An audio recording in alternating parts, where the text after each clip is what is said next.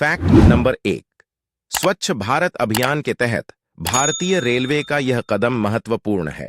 Bio toilets से पर्यावरण को साफ रखने में मदद मिलेगी और गंदगी कम होगी। इससे यात्रियों की सुविधा भी बढ़ेगी और स्वच्छता सुनिश्चित होगी।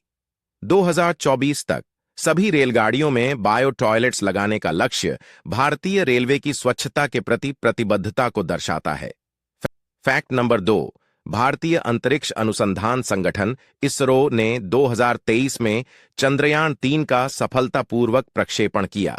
चंद्रयान-3 मिशन के तहत एक लैंडर और एक रोवर को चंद्रमा की सतह पर उतारा गया। इस सफल मिशन के साथ भारत चंद्रमा पर सॉफ्ट लैंडिंग करने वाला चौथा देश बन गया।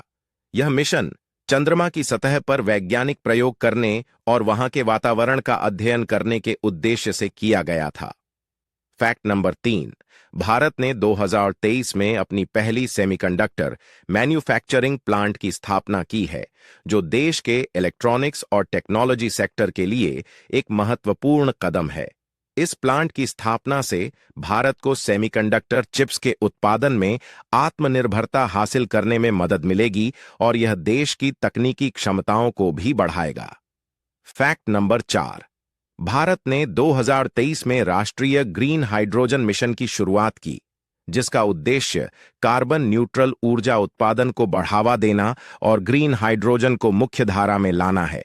यह मिशन भारत की ऊर्जा सुरक्षा को मजबूत करने, ग्रीन हाइड्रोजन के उत्पादन को बढ़ावा देने और वैश्विक जलवायु लक्ष्यों को पूरा करने में मदद करेगा। Fact number 5। गगनयान मिशन भारतीय अंतरिक्ष अनुसंधान संगठन इसरो का महत्वाकांक्षी कार्यक्रम है। इसका उद्देश्य भारतीय अंतरिक्ष यात्रियों को पृथ्वी की कक्षा में भेजना है। इस मिशन के तहत 3 अंतरिक्ष यात्रियों को 2024 में अंतरिक्ष में भेजने की योजना है। इस मिशन के सफल होने से भारत उन देशों की सूची में शामिल हो जाएगा जिन्होंने मानव अंतरिक्ष मिशन को सफलतापूर्वक अंजाम दिया है। Fact number 6। भारत का पहला स्वदेशी लड़ाकू विमान तेजस भारतीय वायुसेना में शामिल हुआ है। तेजस का विकास भारतीय रक्षा अनुसंधान और विकास संगठन DRDO ने HAL हिंदुस्तान एरोनॉटिक्स लिमिटेड के सहयोग से किया। यह विमान हल्का, अत्याधुनिक है, जिसे भारतीय वायुसेना की आवश्यकताओं को ध्यान में रखकर डिजाइन किया गया है। Fact number 7। दिल्ली सरकार ने 2024 तक दिल्ली में 25% वाहनों को इलेक्ट्रिक वाहनों वाहनों में बदलने का लक्ष्य रखा है।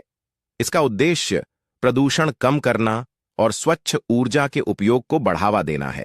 इसके तहत सरकार ने विभिन्न प्रोत्साहन और सब्सिडी की पेशकश की है ताकि अधिक लोग वाहन अपनाएं। Fact number 8। भारतीय अंतरिक्ष अनुसंधान संगठन इसरो ने 2023 में अपने पहले प्राइवेट सैटेलाइट को सफलतापूर्वक लॉन्च किया। यह लॉन्च एक महत्वपूर्ण कदम था जो भारत की अंतरिक्ष टेक्नोलॉजी के क्षेत्र में प्राइवेट सेक्टर की भागीदारी को दर्शाता है। यह कदम देश के स्पेस सेक्टर को और अधिक सशक्त और विविध बनाने की दिशा में एक महत्वपूर्ण प्रयास है। Fact number 9। भारत में इंटरनेट उपयोगकर्ताओं की संख्या लगातार बढ़ रही है और 700 मिलियन से अधिक हो गई है।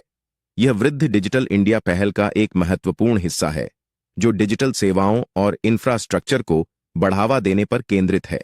इस वृद्धि के साथ भारत में इंटरनेट की पहुंच और उपयोग में भी सुधार हो रहा है। Fact number 10।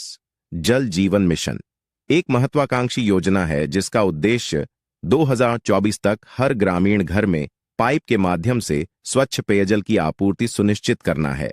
इस मिशन के अंतर्गत जल कनेक्शन प्रदान करना, जल स्रोतों का पुनरुद्धार करना और जल प्रबंधन को बेहतर बनाना शामिल है। Fact number 11।